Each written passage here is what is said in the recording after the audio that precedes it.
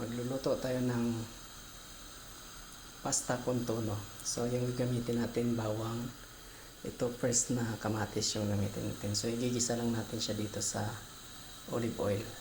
So ayan, nagisa na natin yung bawang at saka kamatis. So takpan lang natin siya para mabilis madurog. Ayan, then ito na yung makaprepare natin na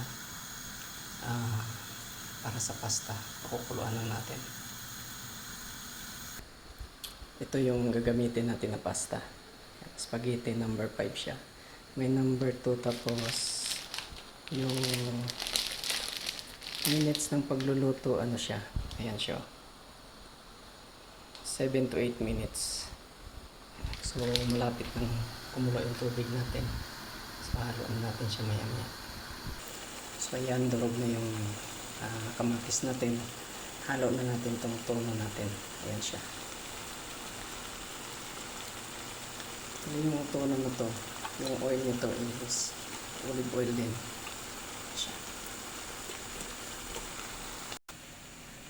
Then kuha tayo ng basiliko natin dito. Ayan, lagyan natin siya ng basiliko para mabungo.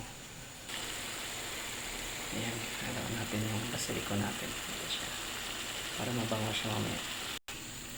Ayan yung noodles natin, halawan natin kasi kumukulo na.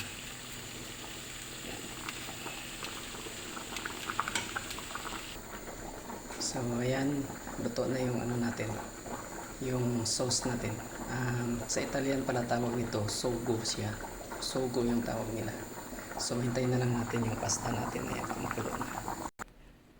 Ayan na, at luto na yung pasta con tono natin. My own version to. Actually yung ibang sa Italiano, iba yung pagluluto nila ito. Pero ako mas gusto ko yung ganitong luto kasi Pinoy naman tayo.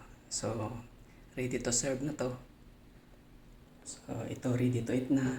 Tapos ito yung dinner natin ngayon with mozzarella cheese. Ayan, ito yung mozzarella, fresh na fresh. So tara na, kain na tayo, dinner na tayo.